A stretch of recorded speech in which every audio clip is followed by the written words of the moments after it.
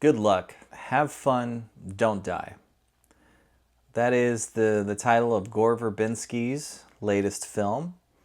For those of you who might be unfamiliar with Gore Verbinski, he definitely made a huge name for himself directing the first three Pirates of the Caribbean movies. So the trilogy. Because they did movies after, but I think we kind of all forgot about those, or at least want to. I mean, even before then, he did movies that had some visual flair. I've never seen Mouse Hunt, but I'm very familiar with it, at least the look of it and the kind of following it has. But really, it was The Ring that kind of put him on the map. I'm also a fan of, is it The Weatherman or Weatherman with Nicolas Cage? I think that's a pretty underrated film, which he did after the first Pirates movie. Listen, I am tired. It's past 2 a.m. But you know what? If I don't record this now, I'm not going to want to do it tomorrow. So here we are. I'm sleepy, but I'm going to give you my thoughts. And I'm excited to because I liked this movie. I had fun with this movie. And that's good because the last two movies I did not have fun with, and I didn't want it to seem like I hate every fucking movie I see, because that's not the case, I promise you. I am very critical of movies, and I'm critical of this one too. We're going to get into it. But you know what? I had a good time with this. And I think part of the reason is because I went into it completely blind. The only thing I knew about this was the premise. The premise of the movie is a man comes back from the future, played by Sam Rockwell, to a diner in LA, and he has to recruit people to help him save the world from AI. Basically, that very evening he's there, someone's going to create this rogue AI that has no borders or boundaries, and it's going to fucking take over the planet, and we're doomed. So it's very much a Terminator situation that we're here to stop, or at least Sam Rockwell is here to stop. He's the Kyle Reese of the situation. And the Sarah Connor is basically a number of patrons in this diner he's at. Now, there's like 30 odd patients in this. Patients? I've been watching too much ER. Not patients. Patrons. There's like 30 something patrons in this diner. And he's convinced that there is a certain combination of these patrons that are going to help him save the world. And in the movie, I forgot the number, but when the movie starts, this is like his 116th time doing it, something like that. He's done it over 100 times. So he's familiar with certain people. He's like, oh, I know you, and we did this together, and we're good friends. And, oh, you over there, you and I have some chemistry, but we can't act on it because that would ruin everything. You know, certain fun things like that. And it's a really kind of fun opening. It kind of hits the ground running. And like, honestly, like, can you do wrong with Sam Rockwell? No. Even in bad movies, that dude gives his all. He's such a phenomenal actor. However, those of you, my eagle-eyed viewers out there, will recognize certain other notable actors sitting amongst the patrons of the diner. So you're like, oh, there's Michael Pena. He's definitely going to get picked. And there's Zazie Beetz, you know, kind of stuff like that. Juno Temple's there, who puts on a pretty good American accent. It kind of stumbles through. But there's something funny about anyone from the UK doing an American accent. I think we forgive that much more than someone American trying to do a British accent. Somehow that's much worse, you know. But we're more forgiving about that. Anyway, so that's like the premise of the film. And I think it's kind of like a comedy first and foremost, but there are dramatic situations that drive the comedy. He's the whole ploy of this thing is like he's pretending to hold up this diner with a bomb. He's like, listen, you got to do what I say anyway. It doesn't take long for police to surround the diner. So once he has his select group of people, he's like, all right, here's the things that usually happen. You know, we go out the front door, we get shot. We go out the back, we're going to get chewed up by the police dogs. You know, we go out the side, that's bad news bears. So it's kind of a fun puzzle to figure out, like, all right, well, he's seen some of this. What is this group going to do now? And of course, this particular group, well, they show him things and they reveal things to him that he hasn't seen before. So as he breaks into new territory, so do we as an audience. Like, granted, we can only go off what he tells us, and he seems to be, for the most part, a pretty reliable narrator. But there's some fun to it. And I think a big part of that is because he also says that he can basically send himself back in time and restart that moment. So if anything bad happens, he can just jump back to when he first got back there and try it all again. So that kind of takes the,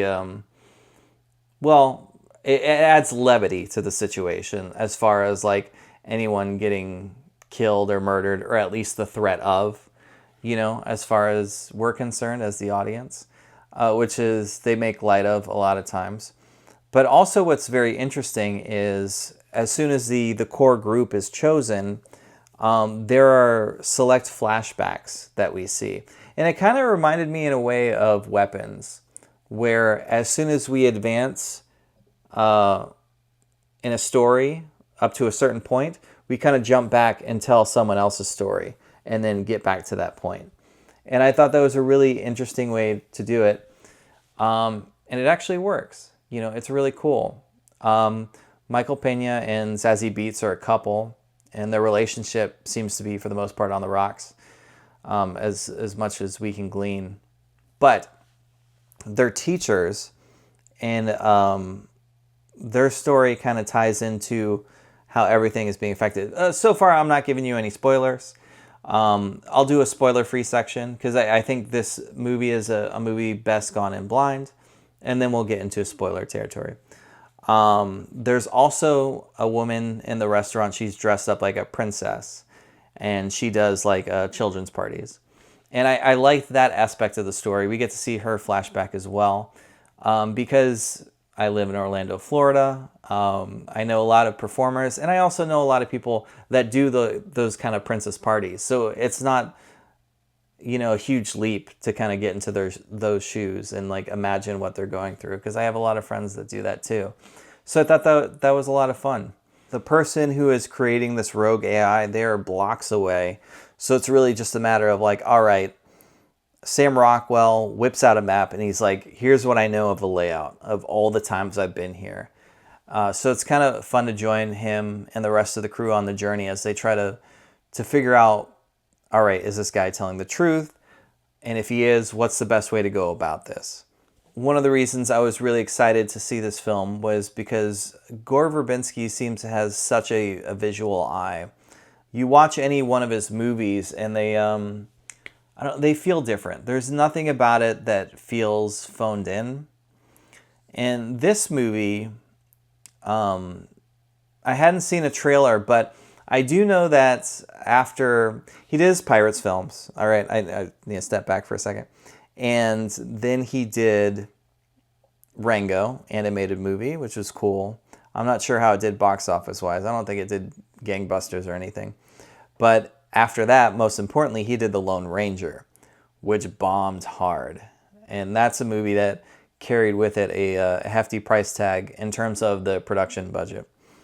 He kind of strikes me as like a David Fincher in that any of his movies kind of cost a little bit more than your typical fare. But what you're getting with that is an excellence in a visual style, I think.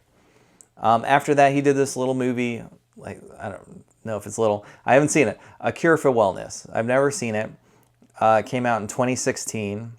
So here we are, 10 years later, and it's taken that long for us to get his next movie. Now, this movie was shot, if I'm not mistaken, in 2024.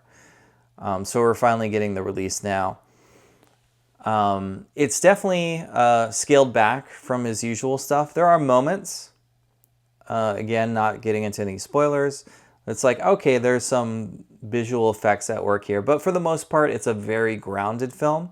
And I think any moment this movie is grounded is for the best. It's when we focus on the characters and the core group, and we're getting to like the emotional crux of all their problems and how that ties into everything that's going on. That's the stuff that really works, which is mostly the first two acts for me. I think the first two acts are really fun. They're really strong, and they move at a clip. It's really only in the third act that we kind of reach some stuff that didn't quite work as well for me. As is, with these kinds of movies, or I don't know, most movies, I guess, there's like an exposition dump that maybe wasn't as necessary in the third act, or at least could have been done a little bit better. And also some added like CGI stuff that really wasn't necessary. I wish the writer, who I'm not familiar with, Matthew Robinson. I got the IMDb page up right here, so let's go ahead and find out what Matthew Robinson has also worked on. Well, here's the thing about Matthew Robinson. He's written a bunch of stuff that I've never seen. A lot of family affairs. So we got stuff like Monster Trucks, where I believe there's monsters in the trucks. We got Dora and the Lost City of Gold. And then Love and Monsters. He really likes his monsters. But anyway, I'm not familiar with him. But I wish he would have given another pass at the third act. It almost feels like they had to retool the third act. That's probably not the case. That's just me, because I don't know. The first two acts feel so strong. And I think by the time we get to the third act, the movie runs a touch over 2 hours with credits. So maybe there's a little bit of fatigue going on there. At the heart of it, this movie is kind of like the Terminator with everything everywhere all at once just smashed together. In that we have the kind of premise of the Terminator, whereas like machines are taking over, AI taking over. In the future, we have to send a man back to stop it, and he needs to, recruit someone to help him. But also everything everywhere is so like zany and comedic, but oftentimes heartfelt. And I think that's what it tries to do. Sometimes it succeeds, and sometimes not so much. But overall, it felt a little more original. At times there are topics covered like, when we're covering the teacher's story, all the kids are so obsessed with their phones. Sometimes it feels like this movie was written by a boomer, about like, oh, stay off your phones, kids. But I don't know. I think a lot of the movie is tongue-in-cheek about that. So it kind of knows that, and it plays with the audience notion of that as well. I don't know. It feels like they were having a good time, and it's hard not to have a good time with Sam Rockwell, personally. And I liked it. It was just fun. It was a fun movie to see with an audience. A lot more fun than most of the movies I've seen this year. Anyway, so before I get into spoilers, nothing. That's it. I thought it was a good theatrical watch. I think most people will be okay with streaming this one. And there's a lot that's come out this weekend. I think Wuthering Heights is like the big one this weekend. Although it was pretty funny to hear some people's reactions when I was leaving the theater about Wuthering Heights. Apparently they didn't know it was the same director as Saltburn. And if you're familiar with Saltburn, then you kind of know what to expect. But you know what? We'll talk about Wuthering Heights when I fucking review that movie, whenever that is. But now let's get into spoilers a little bit. So yeah, part of the plot of this movie is that school shootings are rampant. And that's pretty evident in my country anyway. But what you can do is you can clone your son or daughter. Granted, and you go to a store and it's basically set up like an Apple store. People walking around with their little iPads and like, oh, I'm so sorry about your son. Well, we can recreate him, and here's some traits we can add or take away. It's really silly. It's tongue in cheek. They even have versions of like the clones where it's like, oh, we can give him to you cheaper if you allow us to install ads in him, shit like that.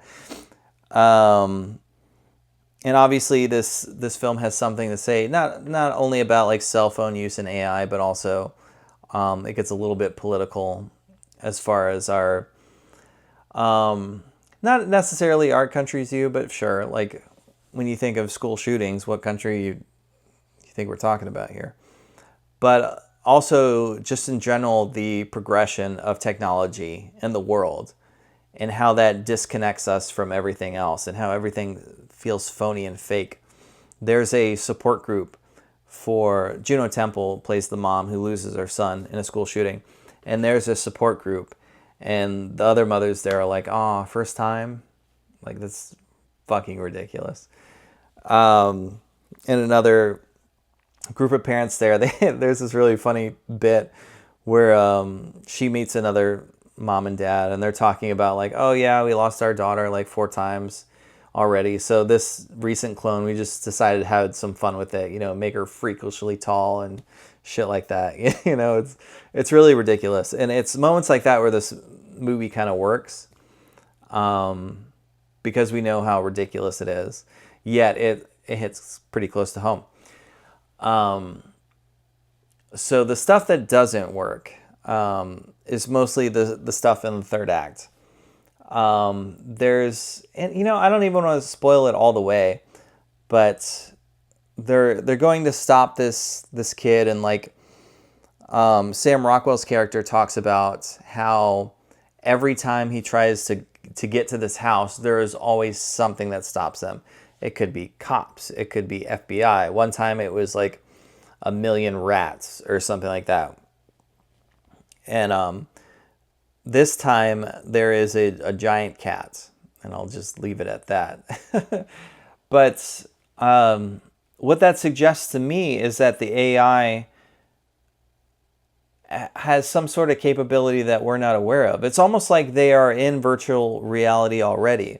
Because again, all right, I guess AI could call the police or the FBI or whatever, but how could it summon like an animal or a creature? Like that's not really gotten into. Like they never get into that. I'm not too concerned about that because again, the movie moves pretty fast. But the ending is one of those endings where it's like, all right, they reach the person responsible for the AI. Sam Rockwell has like a USB drive that he just needs to plug in, and the USB drive has like all the safeguards to contain the AI so it doesn't go rogue or anything like that. But that showdown is kind of like it's like a CG. It's what I call in every like Marvel movie where the third act climax is a bunch of CG bullshit. And that's kind of how this movie felt at the end. It was just like a bunch of CG stuff. And I'm like, I don't know, that takes the excitement and the ingenuity out of it for me. I wish the ending was smarter. And there is this big kind of exposition dump. And I think it's meant to be this kind of wow moment with one of our characters and their relationship with Sam Rockwell's character. But it was kind of expected. We sit there and like, all right. And then they talk ad nauseum, and that's fine. So it doesn't hit in the way I wish it would have. I think there's a lot of emotional depth they could have gone to in the ending, but they didn't quite breach it. And that's a shame because Sam Rockwell is such an amazing actor, and I really wanted it to go for that moment, that kind of heartfelt moment. It didn't quite get it. And the ending itself, without spoiling it, is a bit of a twist, but it's fine. So to wrap things up, the movie is very much an enjoyable watch. It has some fun things to say about our dependence on technology and like the dangers of AI and stuff like that. Again, kind of the Terminator route, but more tongue-in-cheek, more everything everywhere sensibilities, but not quite as outlandish as that, but still pretty fun and silly. I had a good time watching it. The third act didn't quite nail it. I wish it was, again, just like a smarter script in terms of how it concluded things and tied things up. But, it was pretty good. All things considered, This is February. I never expect much in the first 2 months of the year. But this was a fun movie, and I like the characters. I like going into the different stories. And I liked going on the trip with these people. I always kind of enjoy those, like, oh, this story all takes place in kind of one night, in the span of a couple hours kinds of things. And with Sam Rockwell as your lead, it's hard to go wrong. Did I remember any of the characters' names? Absolutely not. That's why I've used the actors' names the whole time. But it's nice. It's nice to go into a movie and be pleasantly surprised. So my advice to you is, if any of what I said sounds interesting to you and you have not seen a trailer, do not see a trailer. I'm aware of some things that are in the trailer that are like more spoilery, which I've said, I guess. So I guess it's not that much of a spoiler if it's in the trailer. But no, do what I do. Just go in blind and have a good time with it. So with all that said, that was a lot of me talking. I would give this movie a 7 out of 10. It falls just shy of greatness, but like it's still a fucking good movie. It's a fun movie. Sam Rockwell delivers. He always delivers. And I don't see this movie being like a big box office hit, but I hope that puts Gore Verbinski like back in the game. You know what I mean? I want to see more from him. And I hope it's just not like, I hope they don't like tap him to do like another Pirates-esque movie. I know he's not doing the next Pirates movie. Someone else was tapped for that. But just let him do his thing, man. That's what he excels at, and he's got a great visual eye and a unique sense of humor. I like that. I want to see a little bit more. I want to see a little bit more polish in the next movie. But yeah, that's it. So thanks for bearing with me. It's late. I'm sorry. I probably sound fucking tired. But you know what? I wanted to talk to you while this movie was like fresh in my head, and while I was excited to talk about it. Because it's always exciting. All right, that's it. I'm done. I'm fucking done. I'm going to bed. Good night. Good night and good luck. Have fun. Don't die.